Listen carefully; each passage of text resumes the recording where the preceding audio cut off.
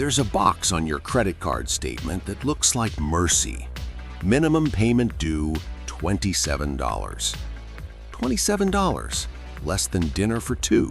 Less than a tank of gas. You can absolutely afford $27. And that's exactly why you're going to pay it for the next 32 years.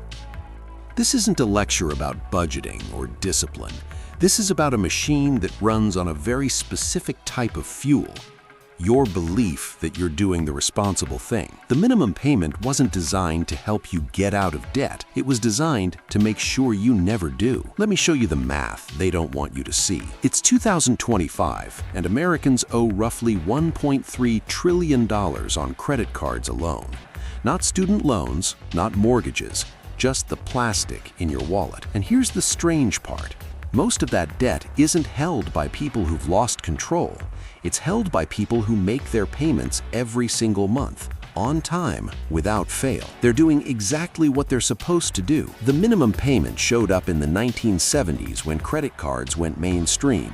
Banks called it flexibility, a safety valve for tough months. Pay a little now, catch up later. It sounded generous. Consumer-friendly even. But there's something they understood about human behavior that you probably don't think about. Once you see a number labeled as acceptable, that number becomes your target. The minimum isn't a floor, it becomes a ceiling. You see $27, you pay $27, you feel like you've handled it.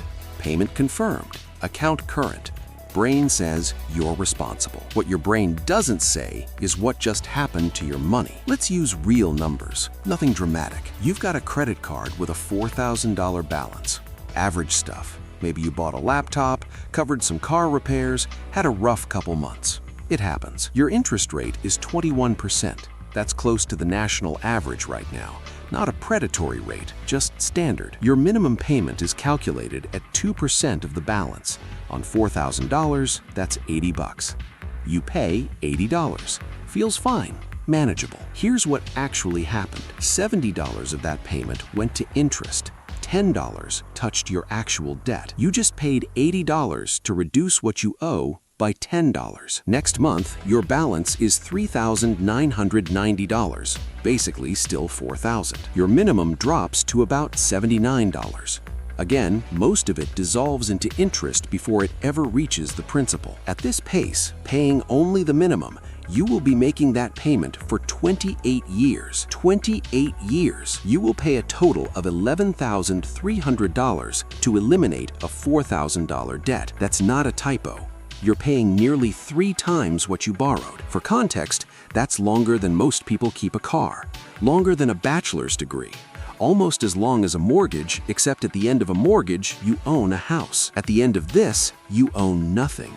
You've just been renting $4,000 for 3 decades. This isn't accidental. This is designed. Credit card companies have floors full of people with PhDs in behavioral economics. Their job is to model exactly how you'll behave when you see that minimum payment number. And they know 3 things about you that you probably don't know about yourself. 1, you're terrible at estimating time. If someone asked you how long it would take to pay off $4,000 at $80 a month, you'd probably guess 3 years, maybe 5. The idea of 28 doesn't even register as plausible. Your brain dismisses it. 2, you anchor to the first number you see. Once $80 is framed as the reasonable payment, anything higher feels extreme. Paying $300 a month sounds aggressive, maybe even reckless. But if you paid $300 a month, you'd be done in 15 months, and you'd pay about $4,600 total. That extra $220 a month saves you $6,700 and 27 years. But 80 is the anchor. 80 feels right. 3, you underestimate compounding. You think of interest as a fee, like a service charge. But interest compounds, it grows on itself. Every month you carry a balance, you're paying interest on your interest. It's a snowball rolling downhill, and you're the one pushing. The minimum payment tells your brain you're managing the problem. The math tells a different story. Now let's add the thing that makes this truly brutal. You keep using the card, because life doesn't stop. The dishwasher breaks. You need new tires. There's a wedding across the country, and flights aren't cheap. You put another $800 on the card while you're still chipping away at the original $4,000. Balance is now $4,800. Minimum payment adjusts to $96. You keep paying it because that's the number on the statement. But now the timeline stretches. 28 years becomes 35. The total you'll pay climbs to $14,000, then $16,000. And here's the part that should make you angry. The credit card company doesn't want you to default. A default is a loss. They have to write it off, sell it to collections, take a hit. What they want is for you to stay exactly where you are. Current, paying, trapped. In industry documents, people who pay their balance in full every month are called deadbeats, literally, because they generate zero interest revenue. They're using the credit for free. The profitable customers, the ones the business model is built on, are called revolvers. They revolve a balance month after month, year after year, and revolvers generate about 70% of credit card company profits. Last year, U.S. credit card companies made roughly $170 billion.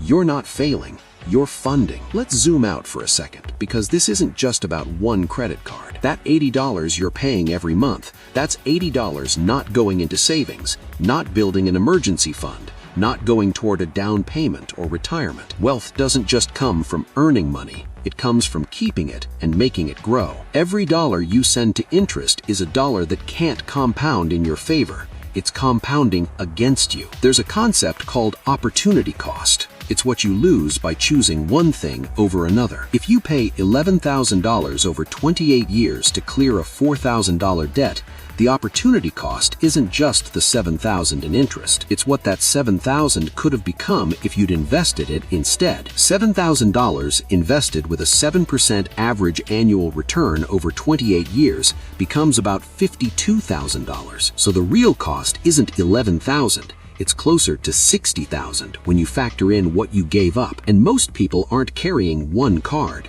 The average American with credit card debt has balances across 3 or 4 cards. Multiply that across millions of people, and you start to see the scale. This isn't a glitch. This is wealth extraction at industrial scale, happening in slow motion, in plain sight. The industry will tell you credit cards are tools, neutral instruments. Use them wisely, and you're fine. They'll point to the rewards. 2% cash back, travel miles, sign-up bonuses. And sure, those exist. But here's the thing. Those rewards are funded by someone, and that someone is the person paying 21% interest on a balance they've been carrying for 6 years. You're not earning 2% cash back. Someone else is paying for your 2% with their 21%. It's a transfer system.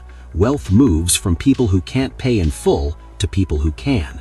And the credit card company takes a cut from both sides. If everyone paid in full every month, the rewards programs would vanish overnight. The entire structure collapses without the revolvers. You're not gaming the system by hitting minimum spend for a sign-up bonus.